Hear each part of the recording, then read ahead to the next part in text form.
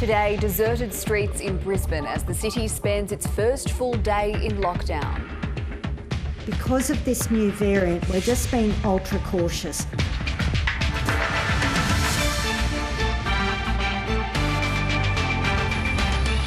Also ahead, opposition leader Anthony Albanese in good spirits after being discharged from hospital. Twitter moves to block 2 more accounts linked to the US president after his personal account was permanently suspended. Sweeping to be an issue. And Australia stumbles after building a healthy lead in the third test.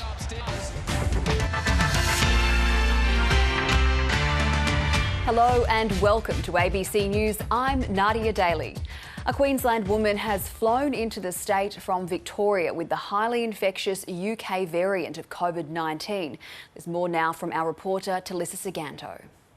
We know she flew into Brisbane late on Tuesday night. That was on a Jetstar flight JQ570 and it touched down here at about 11 p.m. Now, contact tracers will be getting in contact with people who were seated 2 rows in front of this woman, 2 behind and on either side of her. Now, as for anyone else who might have been on that flight as well, they're being urged today to just watch for their symptoms over the next couple of days, and if they do start to feel unwell, they should go and get tested. Now, it's understood that this woman is currently staying with relatives on the Sunshine Coast hinterland in a town called Maleny, and at the moment there are no public health alerts for that area because health authorities here say that the risk to the general public in terms of this case is actually quite low.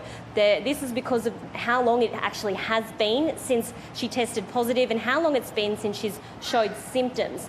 Now, this is our Chief Health Officer, Dr. Jeanette Young, a little earlier talking about the case. The risk is extremely low, very, very, very low, because she is right at the end of her potential infectious period. And with the normal variant, we would not be at all concerned. 10 days is more than sufficient, and she's now up to day 15.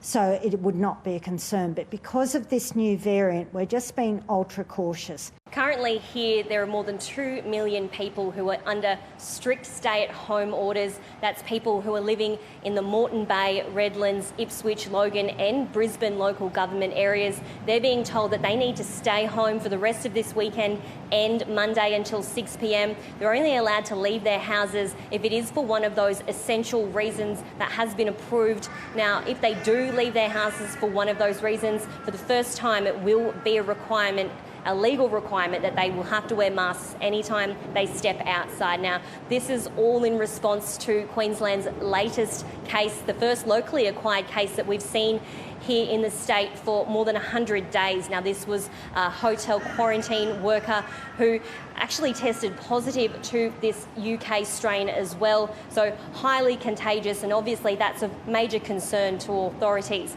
Now, amazingly today, we have recorded no new cases, and this is obviously really good news for health authorities here. The whole idea of this lockdown period is to try and minimise a huge amount of people from moving about in the community while they try and track down and locate anyone who might have come into contact with this woman.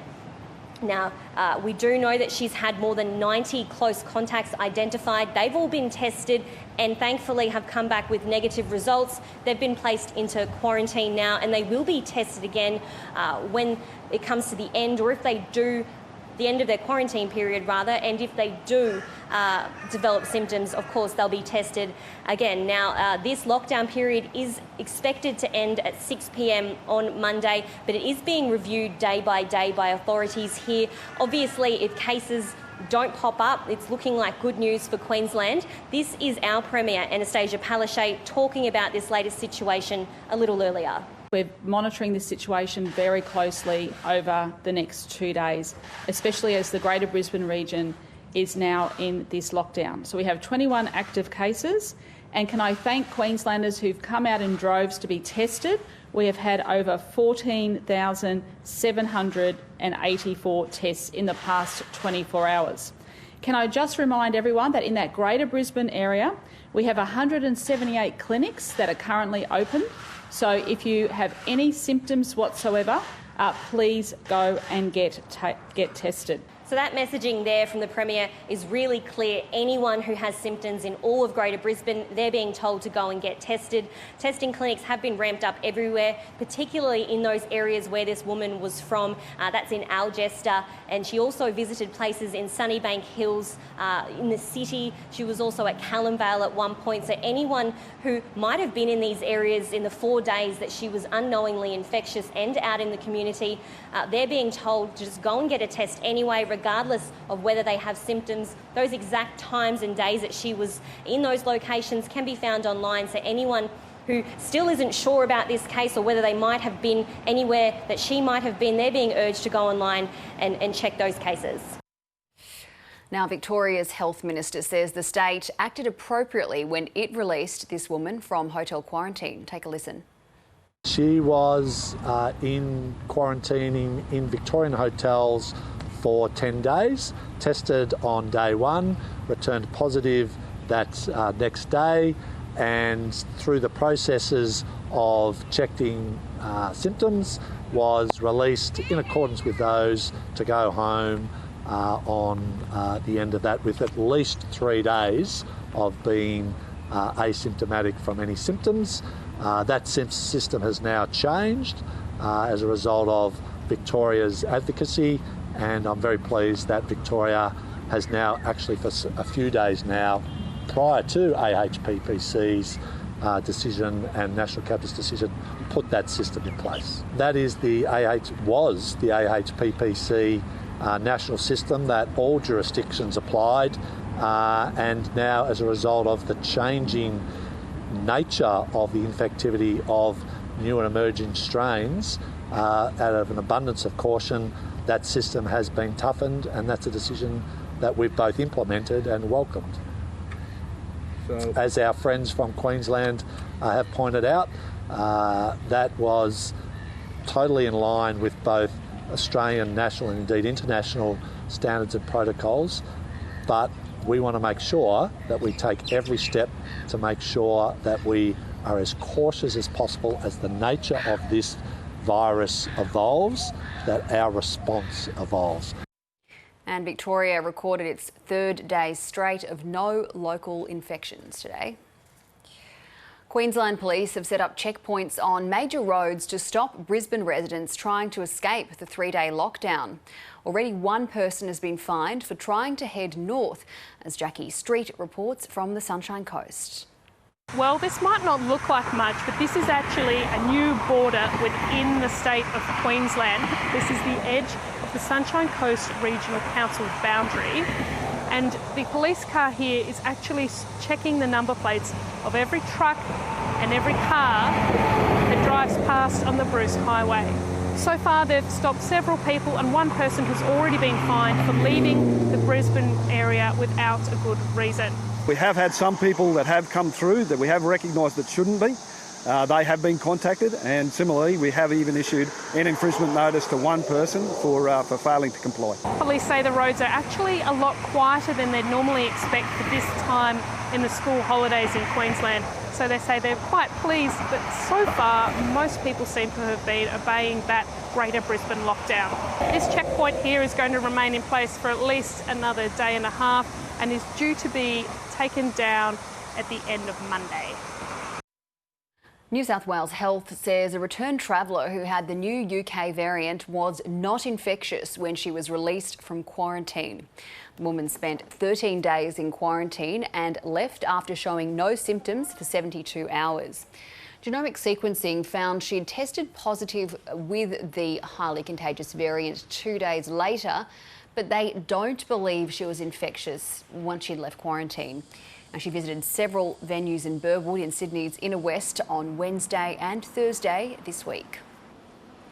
And in response to this case and the emergence of the UK variant in Queensland, the New South Wales government has made some changes to international quarantine. Follow-up tests are being done on previous positive cases after they've been released from quarantine, and no one will be released without an exit swab from now on. As also has been foreshadowed both in National Cabinet yesterday and through other commentary, there are now variants to the strain of the virus. And it is important for us to learn as much as we can during this time. And I also want to stress we shouldn't really be attributing these variants to one country, because the so-called UK strain now exists in over 30 countries. We have to assume that these new strains are going to become the dominant strain, and we have to assume the virus will keep changing, and that's why it's really important for us to keep reassessing our settings, to keep staying vigilant, and for the foreseeable future, keep wearing our masks in those indoor settings. We need to be vigilant for other impacts of the viruses as they change. This is a normal part of the evolution. It is what we expect viruses to do, but it is important that we therefore take a very precautionary approach. In addition, we're managing our quarantine cases amongst overseas travellers differently. So as you're aware, cases do get regularly tested, both around day 0 to 2 and then at day 12. We are also, obviously, at any time during their quarantine period, if they develop symptoms, they get tested. Now, if they test positive, we will be doing genome sequencing in a very timely manner. Now, what I mean by timely is it still takes about 48 hours for that genome sequencing. It's not a simple test. It does require the test to come back positive and then for the sequencing to occur.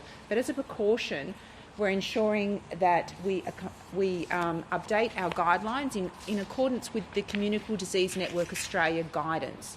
And so now we will be ensuring that anyone won't be released from isolation until at least 14 days after symptom onset. And they will also have a PCR test at the end of the isolation period. The WA Premier has apologised to travellers after a hard border was introduced with Queensland after one case of the new COVID variant was found in Brisbane. Only people with exemptions for essential travel or Western Australians returning home will be allowed in.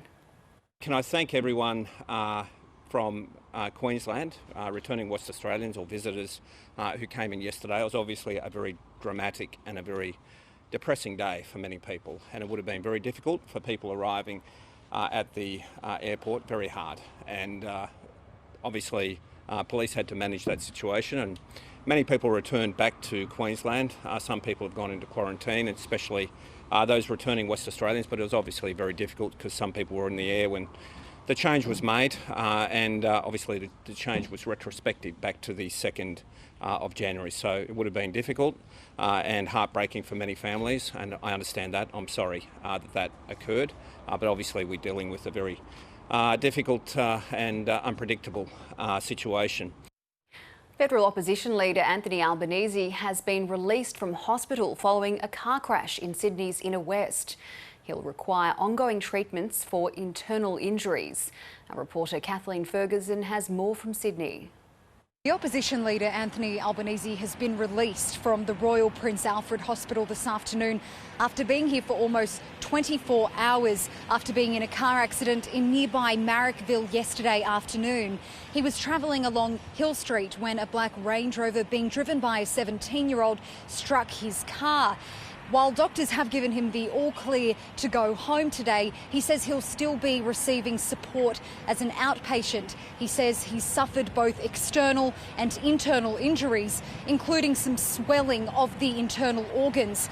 He says the next 24 hours or so in particular will be tough in terms of pain management. There are some swelling of some of my internals, more detail than you need. I won't go into that, but as what is an understandable response to what was a very considerable impact. I don't think my title matters.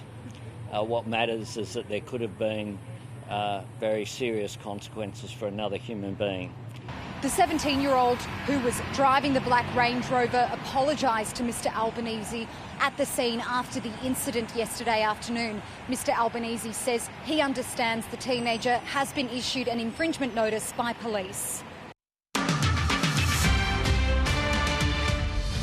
A politically wounded Donald Trump will sever 150 years of tradition and boycott the inauguration of his successor this month. With growing demands, he resigned, and with impeachment threats swirling around him, Mr. Trump has announced he'll skip Joe Biden's ceremony. America's still rattled by the siege of the Capitol. The president's had his Twitter account shut down, and a flurry of charges are now being laid against some of the violent invaders. Greg Jennett is in Washington, D.C. They broke through, it's on! Besieged and overwhelmed. It's over!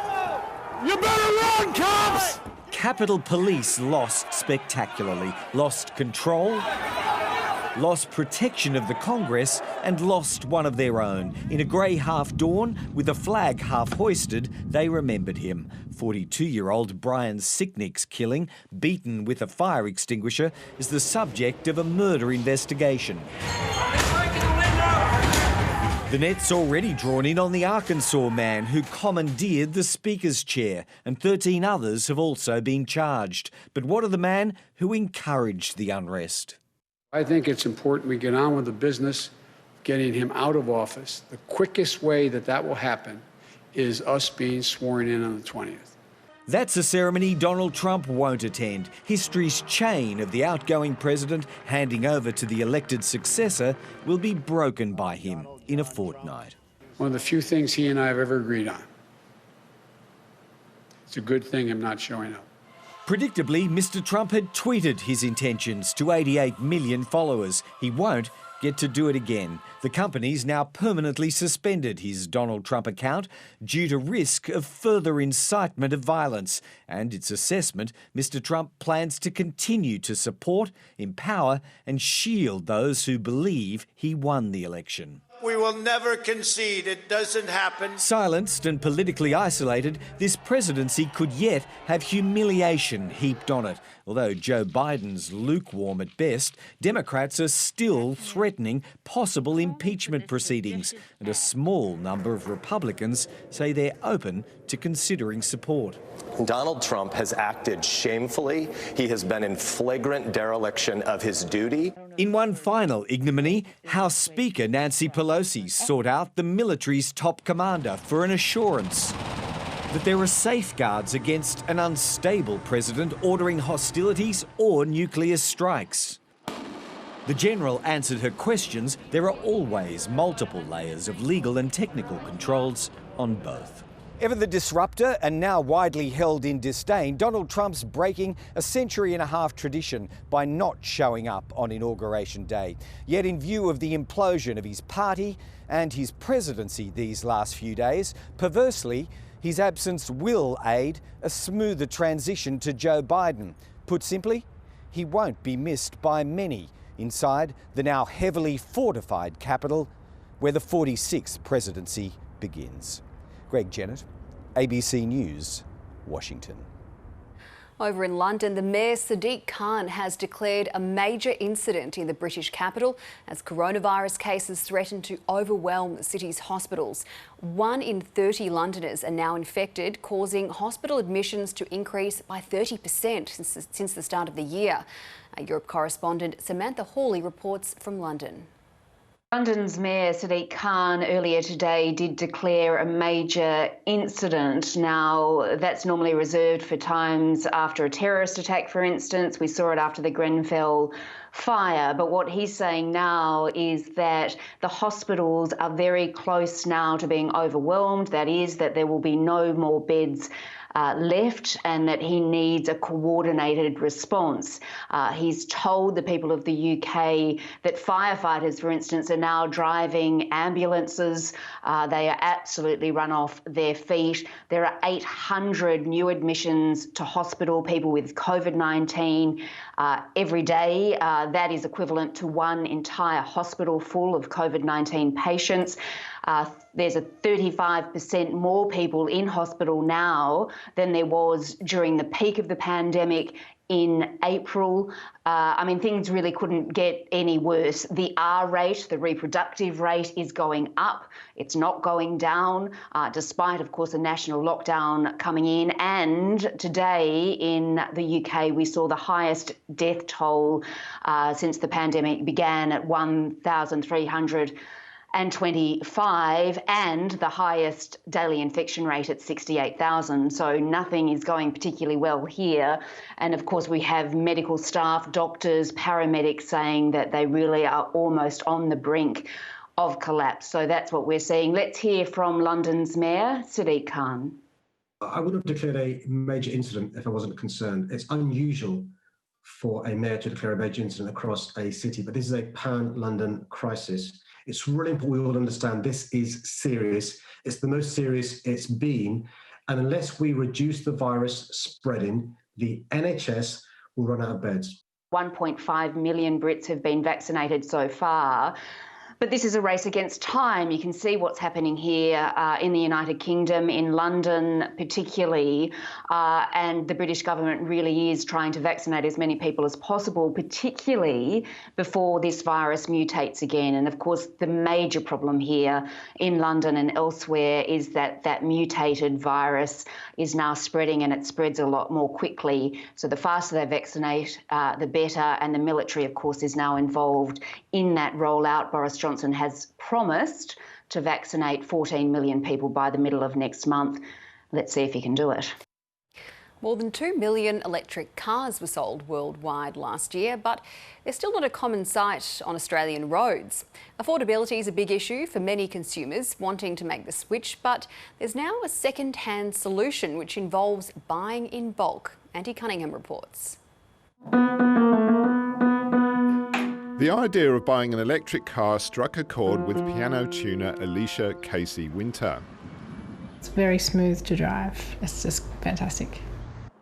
At the end of a long day shuttling between clients, she plugs in her charger in the kitchen.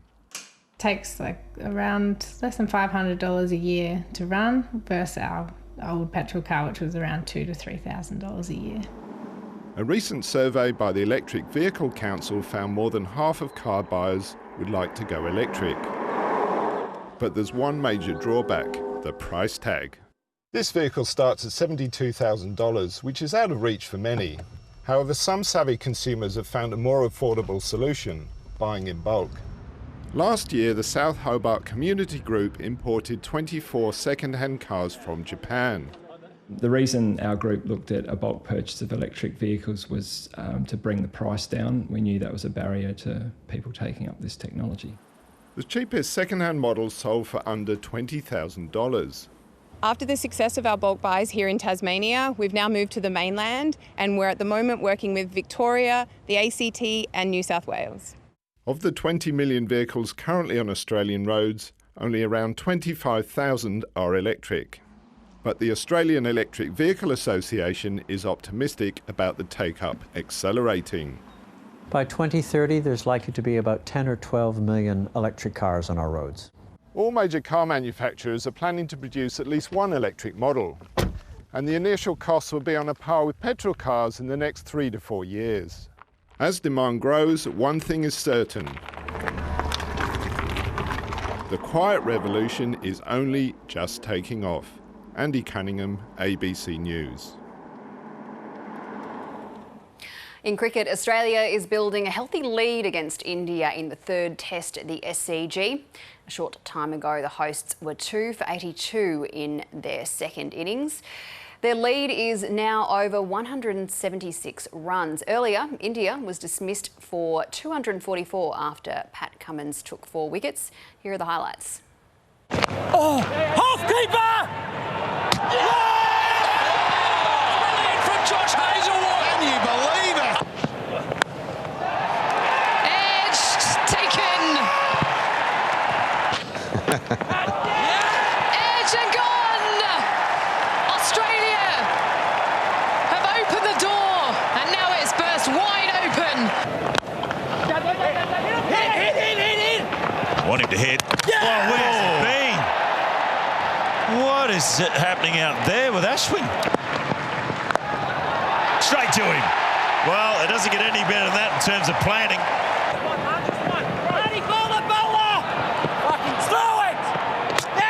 Chance again. Ricky Martis has done it this time. The Australians are on fire in the field. Little tickle on that one. Well, edged and taken. Siraj gets the first wicket. Pekovsky has to go, and India get the vital breakthrough. Sweeping to be an issue. Forecasters are predicting more heavy rain in North Queensland over the next few days as the region faces a deluge in the wake of ex-tropical cyclone Imogen. The lower coastal reaches of the Herbert River have experienced major flooding and a minor flood warning remains in place. The Mayor of the Hinchinbrook Shire Council says roads are open and waters are thankfully starting to recede. Oh, we got a substantial amount of rain here down at my place. I recorded actually 512 millimetres of rain in the lower Herbert catchment. So there was a substantial amount of rain. Luckily, it mostly fell all on the coast. So we did go into major flood levels at the lower Herbert. So all our road networks are open.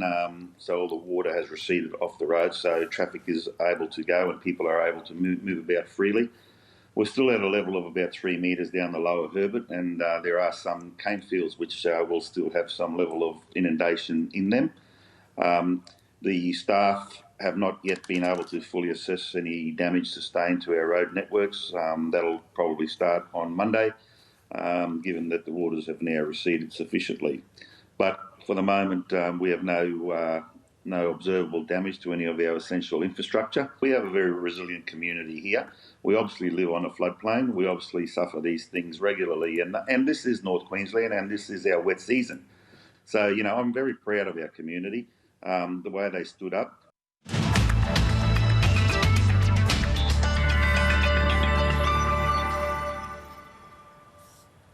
On the satellite picture, a trough and low are generating areas of rain and storms across the central Queensland coast.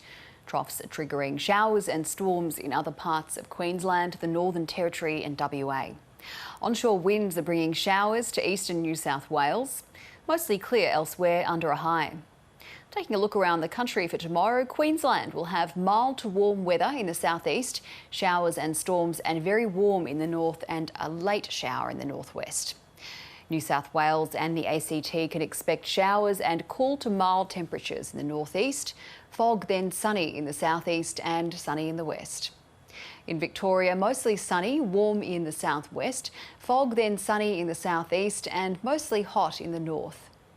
Turning to Tasmania, mostly cloudy and warm in the southwest and sunny and hot in the southeast and north.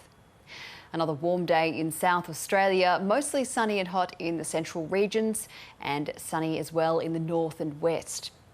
In Western Australia, sunny and warm in the southwest, possible showers and warm in the south, mostly sunny in the north. And in the Northern Territory, there'll be showers and storms in the north, mostly sunny and very warm in the central regions. And that's the latest from ABC News. I'm Nadia Daly. Stay with us. The brief is up next.